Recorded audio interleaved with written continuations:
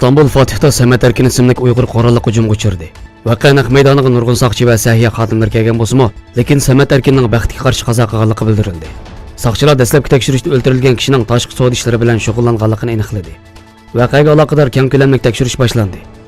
Shuning bilan birga Xitoydan pul o'tkazish bilan shug'ullangan Samet Erkinning o'limida Xitoylarning qo'li bo'lishi mumkinligini o'tirib qo'ydi.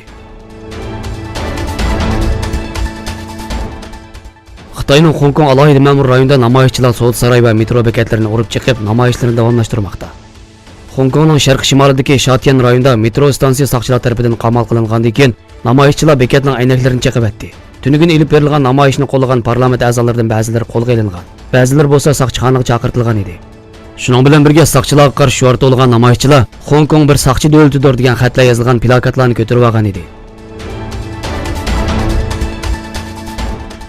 Pakistanning Panjab o'lkasida bir soqchi avtomobili qilingan hujumda 2 soqchi, 2 istixborot xodimi va bir muxbirning o'lganligi bildirildi. Pakistan soqchi idorasining bayonotchisi Kalam Qurayshi Rajampur rayonda bir soqchi avtomobilining to'zaq tushganligini bildirdi. Hujumga hozirgacha hech kim mas'ul bo'lmadi. İsrail bosh ministri Bunyamin Netanyahu diplomatik munosabati bo'lmagan Arab Birlashma Xalifaligining Dubay amirligida o'tkazilgan 2020-yillik dunyo yarmankasiga qatnashishining Tel Aviv bilan Arab davlatlari orasidagi normallashish musofasi qo'lga keltirgan ilgirlashni namoyon qilganligini aytdi. Netanyahu oz deganda 6 Arab davlati bilan quyuq munosabatimiz bor. Bugun Isroiliyaning 2020-yillik Dubay yarmankasiga qatnashishiga qaror beramiz.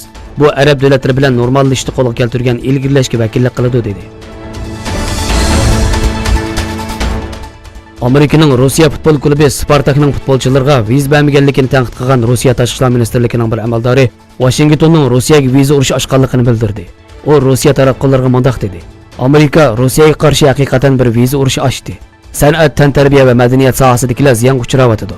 Ya viza berilmaydi yoki faoliyat oxirlashganda berildi dedi.